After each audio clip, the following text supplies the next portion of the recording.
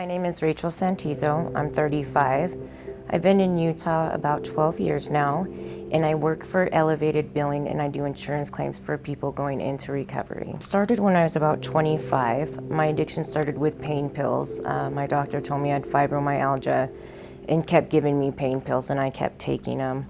The first time that I had a withdrawal, I actually went to the hospital. I didn't know what was wrong with me. They told me I was having a panic attack. And I slowly was being introduced to addiction at that point. I didn't want to feel sick. I didn't want anyone to know I was a closet user. I had kids, and there was a lot of guilt and shame that came with that. So the more I tried to hide it, the more I used, because I didn't want anybody to see me get sick, and my doctor would just give me more and more. There was a medication, Suboxone, at the time, and I tried to get on that through my doctor, but she wouldn't prescribe it to me. She said I have to wean myself off. Well, addiction isn't so easy, and it just got worse and worse from there. So I started buying them on the street, so that I remember waking up and I'd have to take at least 10 Lortabs just to get out of bed.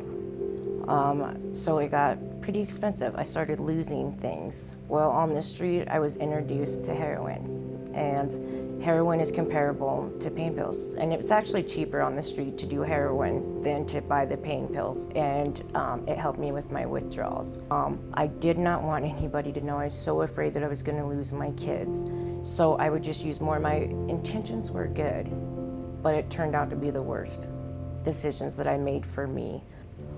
I really wanted the help.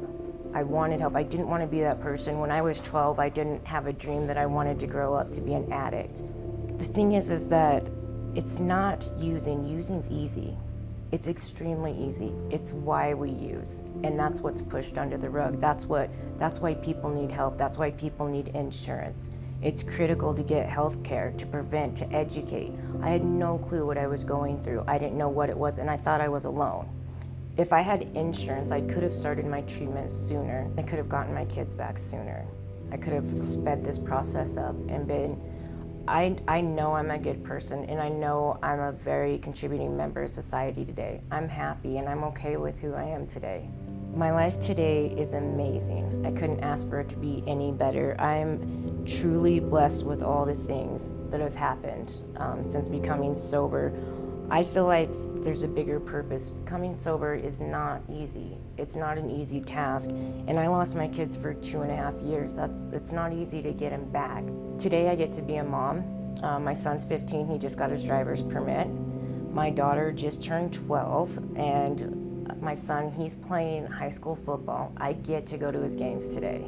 I get to be a part of that. My daughter plays softball. I get to go to her games. I get to take them. They can ride in my car, and I get to drive them to their games.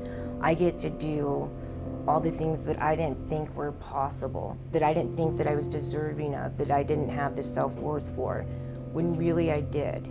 I would say that mental illness, chronic disease, it's out there. And the unfortunate part is it doesn't necessarily affect the person that has it. It affects the people around them, their family members. Turning your back and looking down upon these people is not going to correct the problem, nor is it fair. Everyone deserves a chance at life, no matter who you are. And I think the more vulnerable people have the less right, and they're without, and they're the ones who need it the most. And I don't get how you can turn your back. I don't get how you can't think there can be change. I don't get how there's not education, because really it's not that hard. You just have to do it. Everyone deserves a chance.